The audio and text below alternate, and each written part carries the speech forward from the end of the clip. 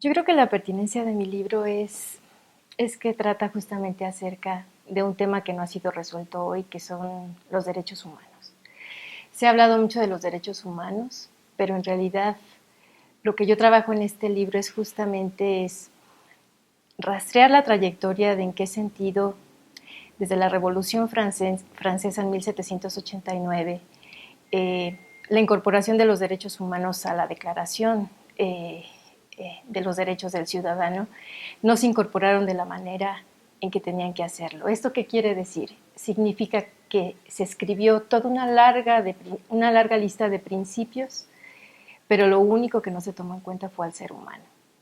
Eso es lo que yo trato de rastrear en el libro, de ver en qué medida es posible hoy hacer una crítica a eso que se gestó en 1789 y que se reprodujo en 1948 con la nueva Declaración de Naciones Unidas. Esto significa que hoy se habla de derechos humanos sin el hombre. Se habla más de derechos humanos en términos de instituciones que están más preocupadas por el mercado, por colocar temas estratégicos para que a nivel internacional, a nivel global, tengan un impacto en diferentes ámbitos, pero menos en el cuidado de los derechos del hombre.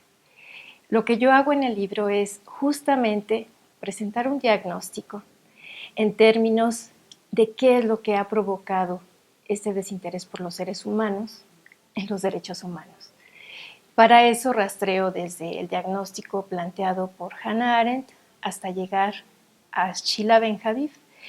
En un caso, el propósito es recuperar un diagnóstico en donde fundamentalmente a partir de la Segunda Guerra Mundial lo que sucede es que se vinculan los derechos humanos a la ciudadanía moderna. Pero mi primera pregunta es, ¿qué sucede con las personas sin Estado? ¿Qué sucede con los derechos humanos de personas que no tienen ninguna pertenencia a ningún Estado? El primer caso fue, digamos, el pueblo judío en la Segunda Guerra Mundial, pero hoy, digamos, esto sucede en términos de personas que se van por necesidad de trabajo a otros países y entonces dejan de tener el acceso a la posibilidad de la ciudadanía y por lo tanto de los derechos humanos, los refugiados, los asilados, en fin, un conjunto de poblaciones que hoy quedan absolutamente fuera del acceso a los derechos humanos. Esa es una parte, y pienso que es totalmente pertinente en nuestra actualidad. La segunda es que esto va a tener una repercusión al interior de las propias comunidades políticas organizadas, para no hablar ya de Estado-Nación, porque eso es bastante, bueno, digamos, es bastante borroso establecer esos límites del Estado-Nación hoy. Entonces, lo que yo hago es hacer una crítica a la idea de la ciudadanía moderna que ha sido inscrita desde el contrato social. Es decir, ¿qué significa establecer un contrato social que delimita la idea de la libertad a partir de la ley? Una ley que, si bien está interesada por una parte en crear reglamentaciones, normatividad dirigidas a salvaguardar conflictos entre las personas, al mismo tiempo es una ley que se crea para legitimar por qué se viola la libertad de las personas. Es decir, se limita la libertad de las personas a través de una ley. Esto con el propósito de la convivencia, ¿no? Yo rastreo esto e intento hacer esa crítica en términos de cómo el contractualismo contemporáneo a través de la ciudadanía moderna impide con mayor radicalidad el desarrollo de los derechos humanos. Entonces es una paradoja. Por un lado, queremos defender los derechos humanos, pero no tenemos una vía para hacerlo. El libro intenta indagar este contexto, indagar digamos, sí un contexto, pero también alternativas que puedan dar lugar a una solución. Un poco lo que yo señalo es regresar a la idea de la libertad, pensar la libertad, pero en términos muy concretos. La libertad como el retorno de la acción política. La acción política que puede ser concebida a partir de la acción plural, Y ahí me regreso un poco a Arendt para indagar el espacio de lo común como aquel que es el único posible de utilizar en términos del desarrollo político. Porque al final de cuentas la condición de la vida tiene que estar mediada por la pluralidad humana, por la pluralidad de opiniones, que es lo único que le va a dar sentido a la idea de la dignidad del ser humano. Eso es con respecto a la pertinencia que yo pienso que tiene el tema que yo abordé, que estoy abordando en este libro que hoy estamos compartiendo en la Universidad Igediza. Este libro forma parte de mi investigación, una investigación que vengo desarrollando desde hace muchos años. Yo trabajo sobre el tema de la ciudadanía, particularmente sobre la emergencia de nuevas formas de la ciudadanía. En este sentido, este proyecto yo lo yo propuse desarrollarlo en una estancia postdoctoral que realicé en la Universidad de Yale el año pasado, y particularmente mi objetivo fue poner en discusión aquellos elementos que yo venía reflexionando a la luz de la obra de Sheila Benjavid, que fue la profesora con la que yo estuve trabajando en la Universidad de Yale. Esto me permitió, digamos, hacer una crítica a mi trabajo hasta el día de hoy y de esa manera encontrar pues, alternativas para seguir pensando en la idea de la emergencia de nuevas ciudadanías. Por un lado surgió la concepción en términos de la ciudadanía cosmopolita, pero una discusión muy interesante con ella me hizo entender que eso también tiene límites y que la ciudadanía cosmopolita deviene también en una forma elitista, justamente por lo que comentaba hace un momento, en términos de que la ley se ha apropiado de la moralidad.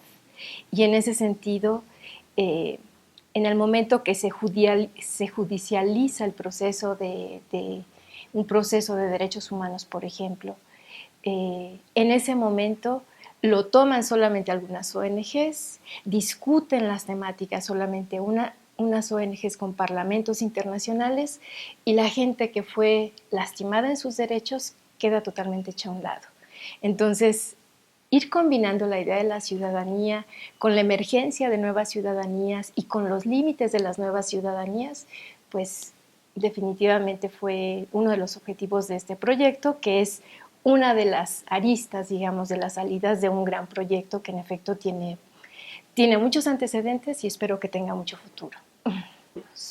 Por un lado, por supuesto, sí está dirigido a aquellos estudiosos de la teoría política, de la filosofía política particularmente, pero al mismo tiempo está dirigida a aquellas personas que están interesadas en defender los derechos humanos. Y creo que en ese sentido no hay público particular. Pueden ser gente que participa de manera activa, de manera políticamente activa en organismos específicos, pero también pueden ser estudiantes, académicos, trabajadores en general. O sea, pienso que es una temática que nos interpela a todos y que en ese sentido puede estar dada para gente que apenas se está formando como para gente que ya es una profesional.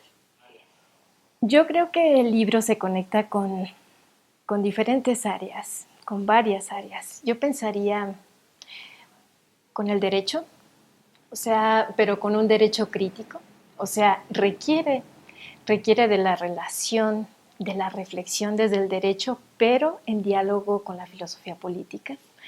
Se conecta con la antropología en el sentido de cómo actúan los procesos de relación del acceso a los derechos humanos, exacto, cómo se percibe al mundo, cómo se percibe un contexto, cómo se percibe al otro.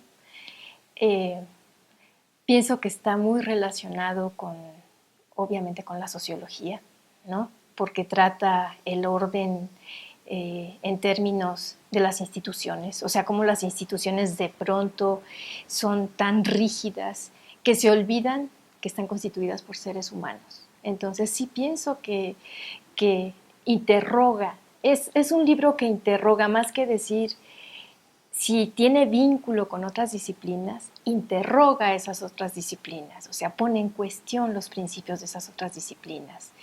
Y en ese sentido, yo diría que incluso está vinculado con no tanto con disciplina, sino con el arte, con la idea de cómo la literatura, el cine, la fotografía, la pintura pueden colaborar o contribuir a hacer esta crítica de lo que yo estoy diciendo, acerca de esta crítica a estas instituciones que se han olvidado de los seres humanos.